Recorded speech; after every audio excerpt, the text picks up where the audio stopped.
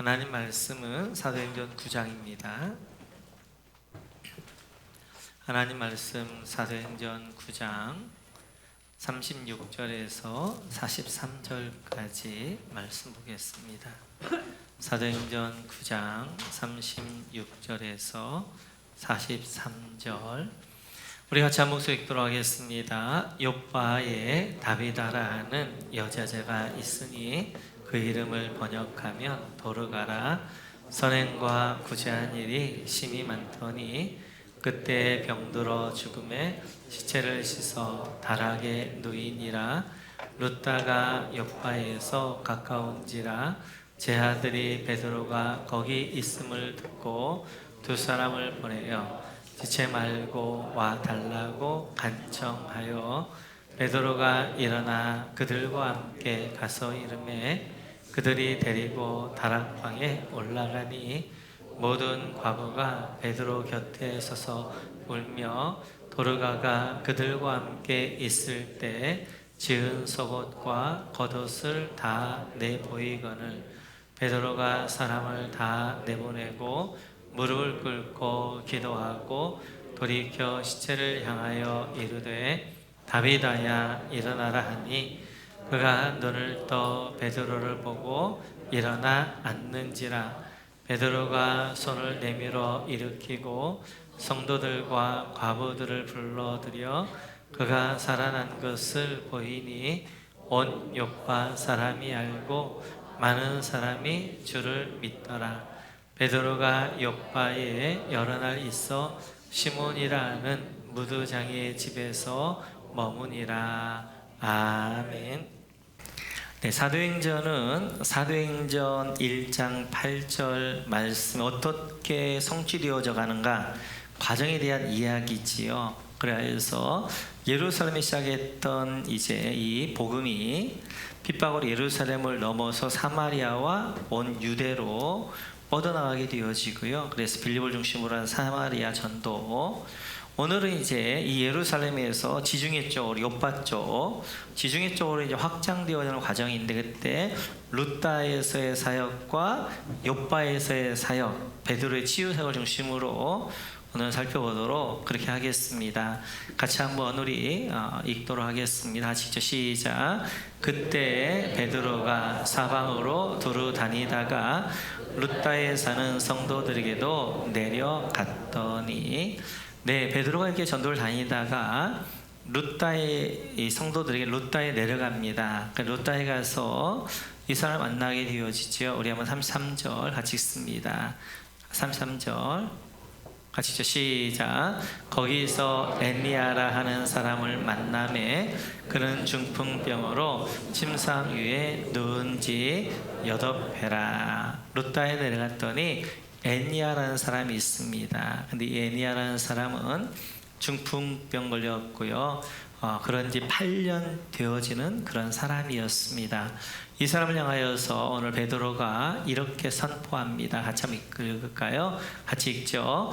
베드로가 이르되 에니아야 예수 그리스도께서 너를 낫게 하시니 일어나 내 자리를 정돈하라 한데 곧 일어나니. 아멘.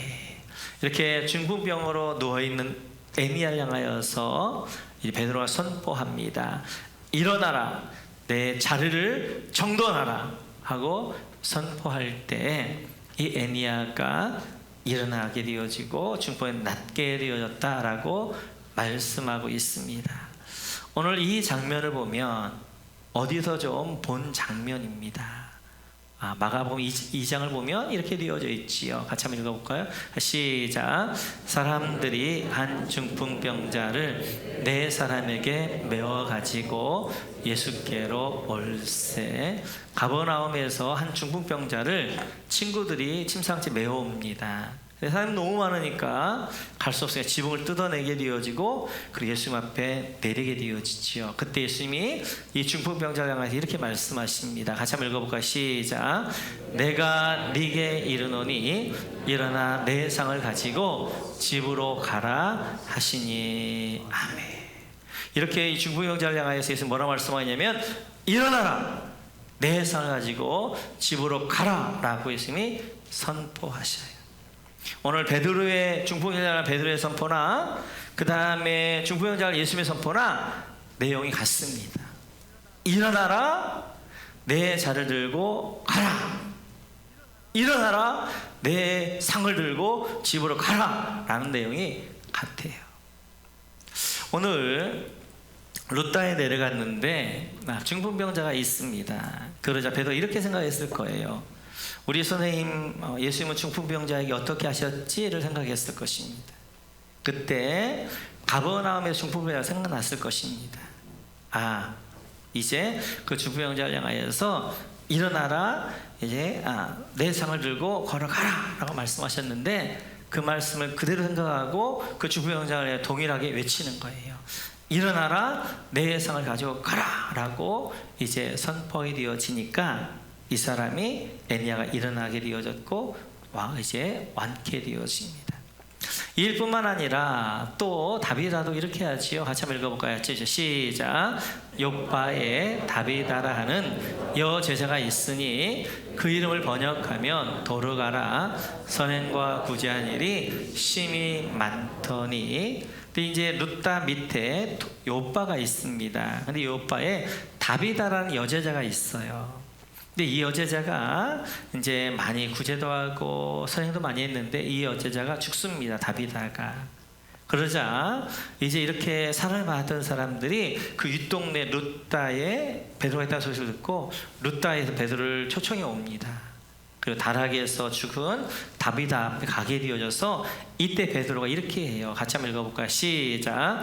베드로가 사람을 다 내보내고 무릎 꿇고 기도하고 돌이켜 시체를 향하여 이르되 다비다야 일어나라 하니 그가 눈을 떠 베드로를 보고 일어나 앉는지라. 아멘. 다락에 올라갈 때 다비다가 있는데 이 다비다를 향하여 죽은 다비다를 향하여서 베드로 외칩니다. 다비다여 일어나라 라고 외치게 되어지니까 이 다비다가 일어나서 앉았다는 것입니다. 이 장면도 좀 어디서 많이 봤던 장면이지요. 같이 한번 읽어볼까요? 같이 시작. 예수께서 아이의 손을 잡고 불러 이르시되 아이야 일어나라 하시니. 아멘. 야이로의 딸을, 죽은 야이로의 딸을 향하여서, 그 죽은 야이로의 딸을 향하여 예수님께서 외치십니다. 아이야 일어나라 라고 외쳤더니 이 아이가 살아서 일어나 앉았다라고 말씀하십니다. 이렇듯이 오늘 이 죽은 다비다 앞에서도 베드로 이렇게 생각했을 거예요. 죽은 사람 앞에서 우리 예수님 어떻게 하셨지? 라고 생각하니까 야이로의 딸이 생각났을 것입니다. 그 아이를 향하여서 아이야 일어나라 라고 선포하셨는데, 그럼 나도 동일하게 다비다야 일어나라 선포해야 되겠다 라고 해서 예수님이 하셨던 것 그대로 오늘 베드로가 하고 있는 것을 볼 수 있습니다. 같이 한번 보겠습니다. 같이 하시죠. 시작. 그 집에 이르러 베드로와 요한과 야고보와 아이의 부모 외에는 함께 들어가기를 허락하지 아니하시니라. 아멘. 야이로의 집에서 이제 예수님이 다 내보내십니다. 그리고 예수님의 제자 베드로, 야고보, 요한, 그리고 야이로의 이제 아이의 부모 야이로 이제 부부만 남겨도 다 내보내요. 그러니까 베드로도 이렇게 해요. 같이 한번 읽어볼까요? 44 시작. 베드로가 사람을 다 내보내고 같아요. 그러니까 자기 스승이 죽은 사람을 이렇게 해서 그대로 베드로 하고 있는 거예요.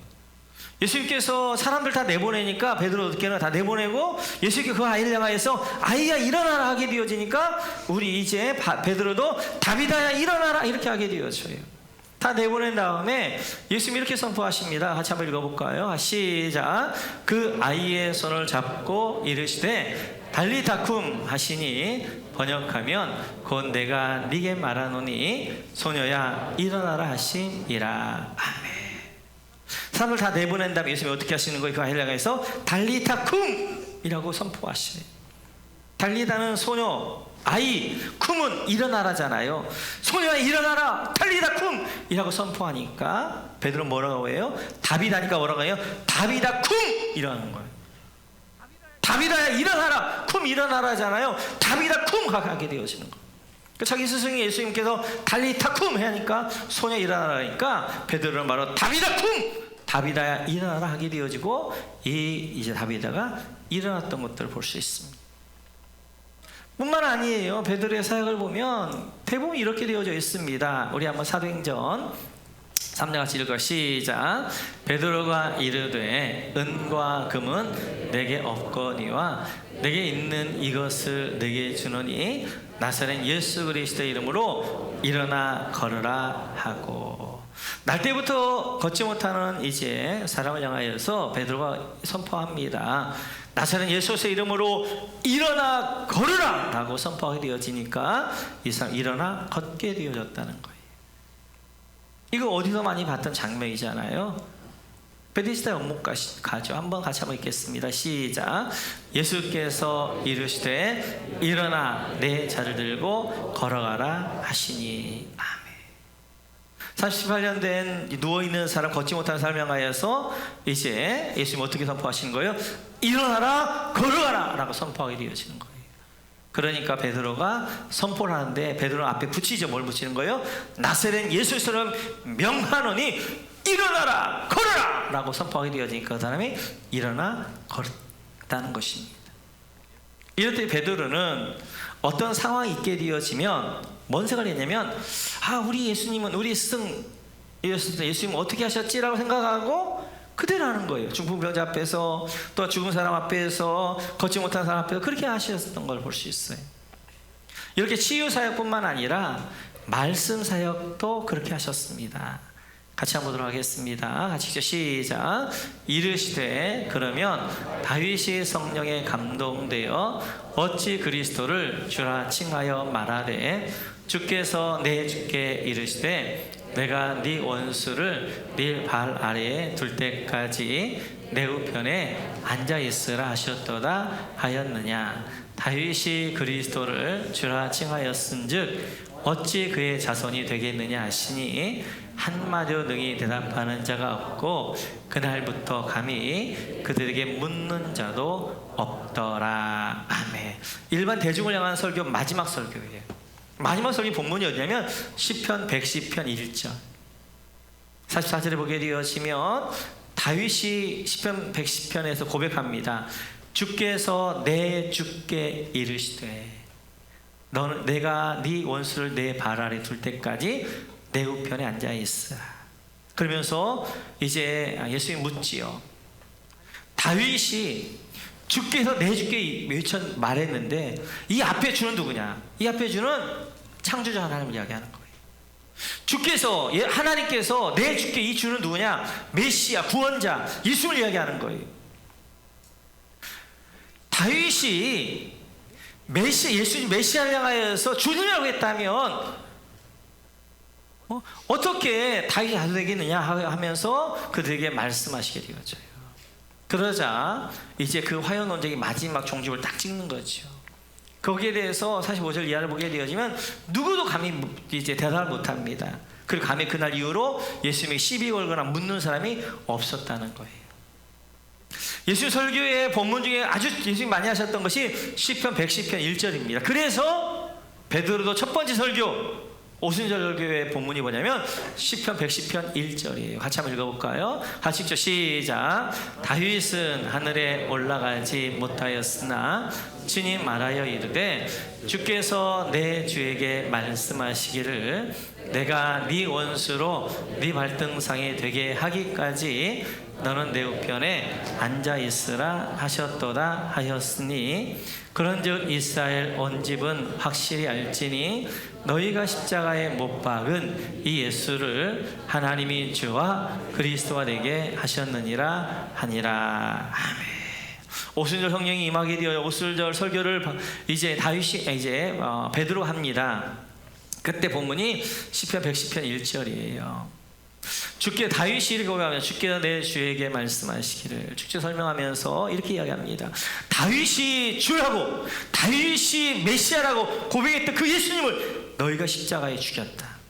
너희가 주와 그리스도로 되어지신 예수님을 십자가에 죽였다라고 그들 향하여서 강력하게 도전을 설교를 하는 거예요. 그랬더니 37절 이하를 보면 그들이 가슴을 치면서 마음에 찔을 받으면서 우리가 어찌할꼬 하고 회개하면서 3,000명이 이제 회개하게 되어지는 주께로 돌아오는 역사가 있었다라고 말씀하게 되어집니다. 이렇게 베드로는 그의 치유사역도 마찬가지, 말씀사역도 마찬가지였고, 그 치유사역과 말씀사역은 예수님이 하셨던 것을 그대로 보고 그대로 따라했어요. 이것을 가리켜서 제자훈련, 이렇게 이야기하는 것입니다. 그래서 예수님께서는 제자들을 부르셨을 때 이 목적으로 부르셨어요. 같이 한번 읽어볼까요? 같이 읽죠. 시작. 네, 그 다음 마감은 시작. 또 산에 오르사 자기가 원하는 자들을 부르시니 나아온지라. 이 12를 세우셨으니 이는 자기와 함께 있게 하시고 또 보내사 전도도 하며 귀신을 내쫓는 권능도 가지게 하려 하심이러라. 아멘. 예수님이 이제 12명의 제자들을 부르십니다. 부르신 목적을 세 가지로 이야기해요. 첫 번째는 자기와 함께 있게 하기 위하여서, 두 번째는 전도하기 위하여서, 세 번째는 귀신을 쫓아내는 많은 권능을 행하게 하기 위하여서 부르셨다는 거예요. 예수님이 제자들을 부르신 첫 번째 목적을 뭐냐면 자기와 함께 하는 것입니다. 함께 하는 것. 이게 첫 번째 목적이에요. 그리고 예수님과 함께 한다는 게 뭐냐? 이 함께 하는 게 제자훈련입니다. 예수님이 3년 동안 제자들과 함께 어디요? 사역 현장에 같이 다니는 거예요. 같이 먹는 거예요. 같이 자는 거예요. 같이 이제 치유하는 곳에 같이 가는 거예요. 같이 말씀 현장에 같이 가는 거예요. 그래서 제자를 뭐 하는 거예요? 3년 동안 예수님과 함께 생활하면서 예수님을 보고 배우는 거란 말이에요. 아, 예수님이 중풍병자 앞에 이렇게 하셨구나. 아, 예수님이 죽은 자 앞에 이렇게 하셨구나. 예수님이 설교도 이렇게 하셨구나. 그러면서 예수를 보면서 보고 배워서 3년이 지나고 나서 그들이 뭐가 되어졌더라? 그들이 제자가 되어져 있더라. 작은 예수가 되어져 있더라. 예수 제자가 되어져 있더라. 라고 말씀하시는. 그래서 지금 오늘 베드로는 어떻게 하는 거예요? 3년 동안 보고 배웠던 그대로 하고 있는 것을 볼 수 있습니다. 제자훈련은 보고 배우는 것이에요. 그런데 한국교회 제자훈련을 실패했다고 이야기합니다. 왜 한국교회 제자훈련이 실패했느냐? 한국교회는 제자훈련을 현장에서 하지 않고 교실에서 했어요. 제자훈련을 보고 배우는 시스템을 하지 않고 말씀을 많이 가르치면 제자가 될 줄 알았단 말이에요. 그래서 교실에서 열심히 성경을 가르쳤어요. 근데 나중에 보니까 제자가 만들어진 것이 아니라 학자가 만들어졌더라고요. 학자가. 그래서 이제 머리를 거졌는데 몸은 너무 빈약해요. 삶이 없어요. 그러니까 어떻게 하는 거예요? 이게 기뚱기뚱해가지고 어떻게 부딪히고 싸우고 남 정죄하고 판단하고 뭐 이렇게 되어졌다는 것입니다. 그래서 우리 가정교회는 이제 우리가 제자훈련을 보고 배우는 시스템을 하자. 그래서 보고 배울 수 있도록 하자. 그 보고 배우는 것이 바로 목장이라는 것을 통하여서 보고 배워서 제자로 만들어가는 것입니다. 목자를 보면서 배우는 것이고, 목원들도 서로 보면서 배우게 하는 것이 바로 목장이 되어져요. 제자란 뭐냐? 예수님을 배우고 예수님의 삶을 살아내는 사람이 제자입니다. 그럼 예수님의 삶을 우리는 뭘 배워야 돼요? 예수님의 삶을 뭘 살아야 돼요? 예수님은 자신의 삶을 가르쳐 이렇게 말씀하셔요. 같이 한번 읽어볼까요? 같이 읽죠. 시작. 인자가 온 것은 섬김을 받으려 함이 아니라 도리어 섬기려 하고 자기 목숨을 많은 사람의 대성물로 주려 함이니라. 아멘. 예수님은 섬김을 받으러 온 것이 아니라 섬기러 왔다. 예수님의 삶을 가르쳐 한마디로 말하면 섬김의 삶이다 라고 예수님께서 말씀하셨어요. 그래서 마지막 돌아가시 전날 밤에 가장 강력하게 제자들에게 남겨주기 위해서 예수님께서 하나의 행동을 하십니다. 그게 바로 세족식이에요. 세족식을 하면서 예수님이 이렇게 말씀하십니다. 같이 한번 읽어볼까요? 같이 읽죠. 시작. 내가 주와 또는 선생이 되어 너희를 씻었으니 너희도 서로 발을 씻어주는 것이 옳으니라. 내가 너희에게 행한 것 같이 너희도 행하게 하려 하여 본을 보였노라. 아멘. 예수님이 제자들이 발을 씻겨줬단 말이에요.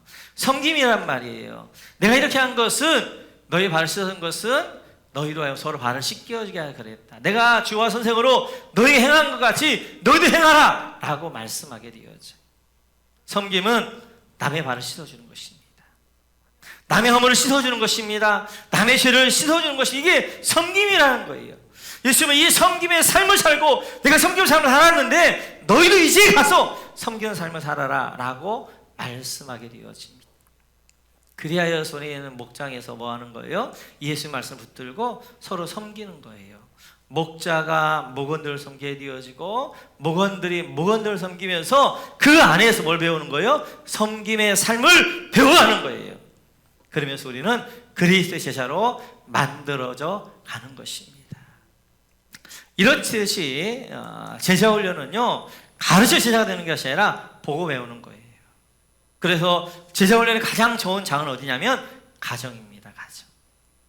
가정에서 자녀들은 부모를 보면서 보고 배우는 거예요.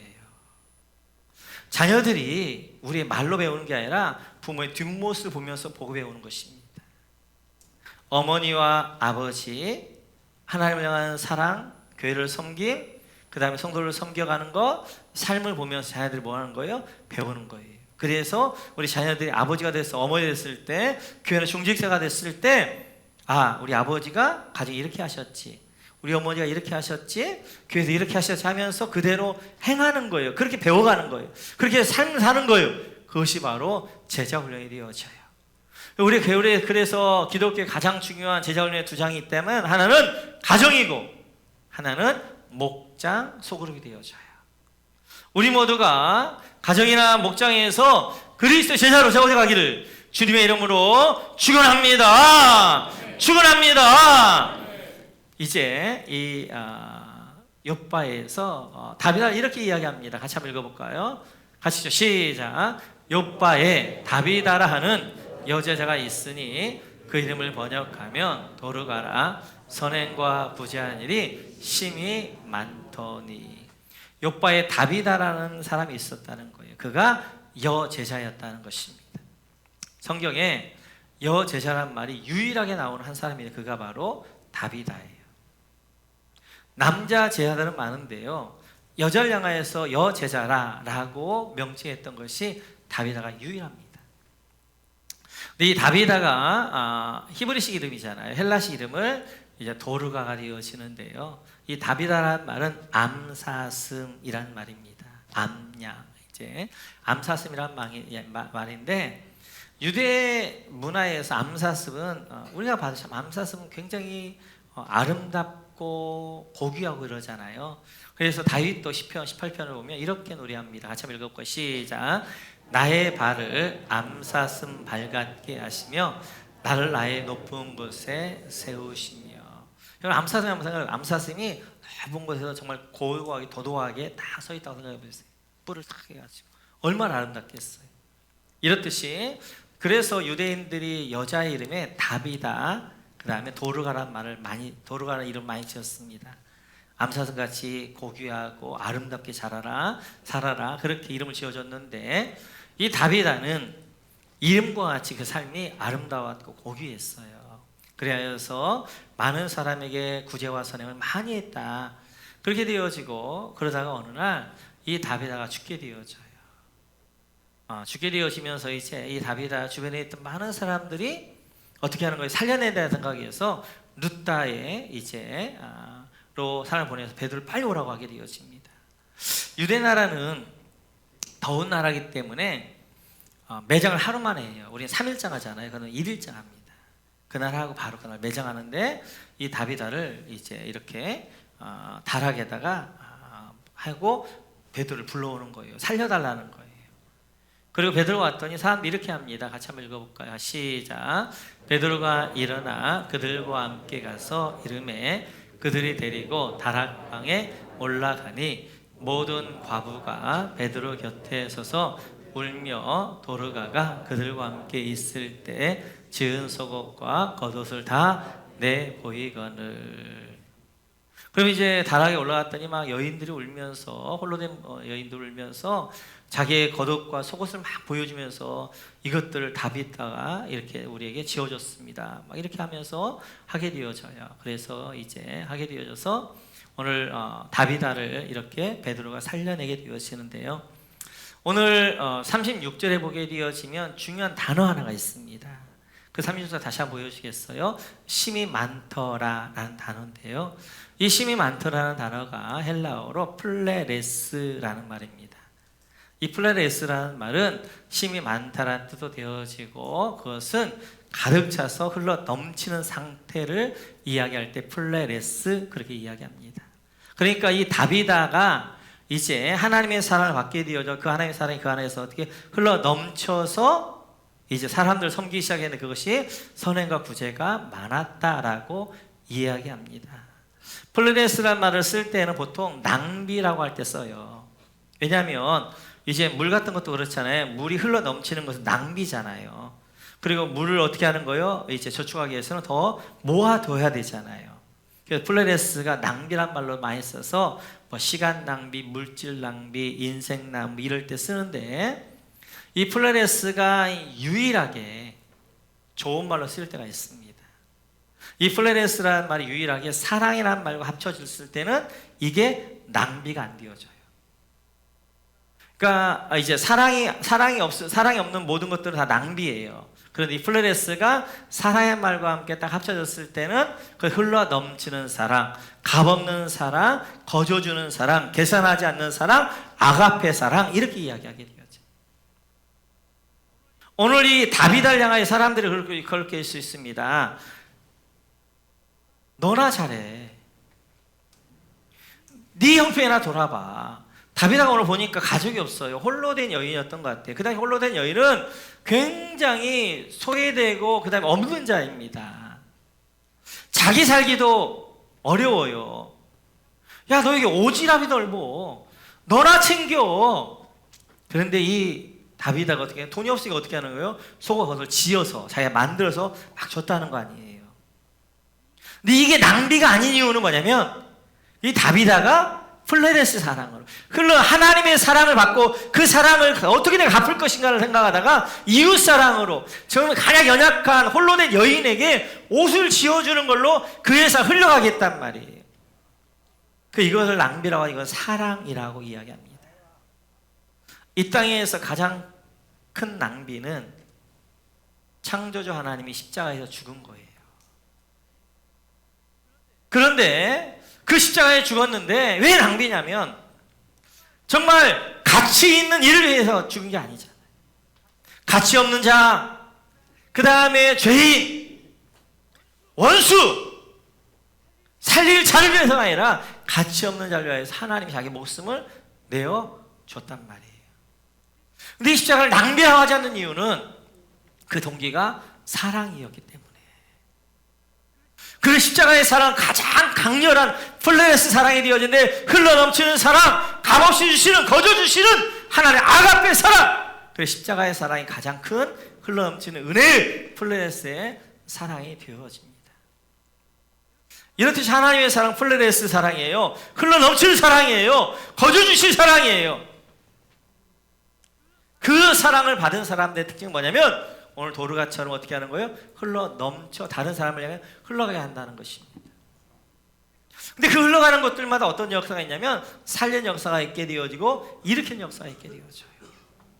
이 다비다의 사랑을 통하여서 많은 홀로 된 여인들이 일어나게 되어졌고 살아나게 되어졌고, 뿐만 아니라 다비다도 이 사랑을 말미암아 죽었는 가운데 살아나게 되어지는 역사가 있었어요.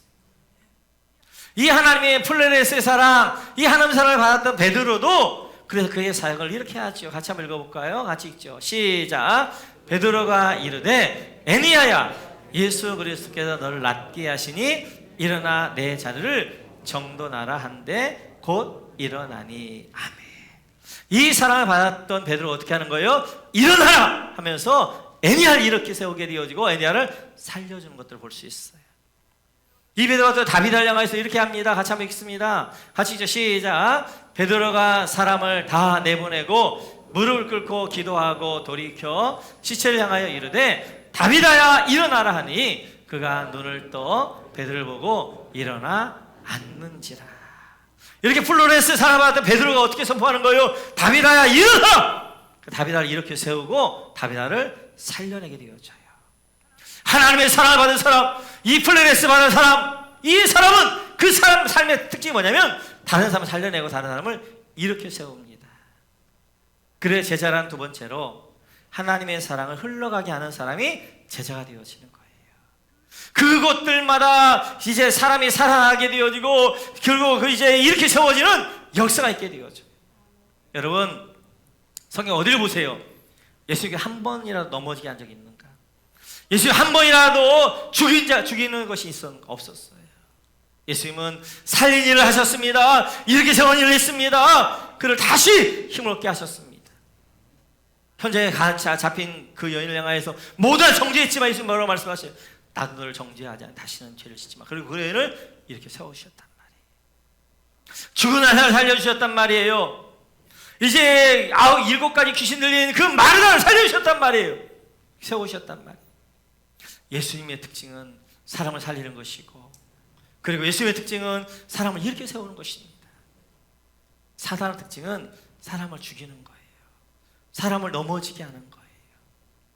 그리하여서 예수의 제자는 뭐 하냐면 예수님과 같이 사람을 살리게 되어지고 이렇게 세우는 이 일들을 하게 되어져요. 이 일들을 하게 되어져요. 오늘 다시 한번 기억하면서 제자는 첫째 보고 배우는 사람입니다. 두 번째 제자는 하나님의 사랑을 받고 그 사랑을 흘러가게 하는 것이 제자가 되어져요. 이 한 주간 우리 모두는 예수님의 제자가 되어져서 여러분 주변에 넘어져 있는 사람 많고요. 여러분 주변에 쓰러져 있는 사람 많고요. 여러분 주변에 죽어 있는 사람 많습니다. 그들을 우리가 이렇게 세운 이 일들을 감당하는 거예요. 이 한 주간도 여러분 주변에 쓰러져 울고 있는 분들, 여러분 주변에 너무 힘겨워서 쓰러져 있는 분들을 여러분 손을 내밀어 이렇게 세워주시고 위로의 말, 격려의 말, 그리고 칭찬의 말, 축복의 말, 이런 말들을 통하여서 살려내는 여러분 모두가 되셔서 오늘 베드로가 했던 것처럼, 오늘 예수님이 하셨던 것처럼 일어나라 걸으라 라고 말씀할 수 있는, 오늘 여러분을 향하여서 주님 말씀하십니다. 여러분 지쳐있고 쓰러진 여러분을 향하여서 주님 말씀하십니다. 일어나라 걸어라 라고 말씀하시는 것처럼 여러분도 일어나서 걸으시고 살아나고 이렇게 세울 뿐만 아니라 여러분 모두가 살린 일에, 이렇게 세운 일에 귀하게 쓰임받기를 주님의 이름으로 축원합니다. 같이 한번 찬양하겠습니다. 나의 등 뒤에서 일어나 걸어라.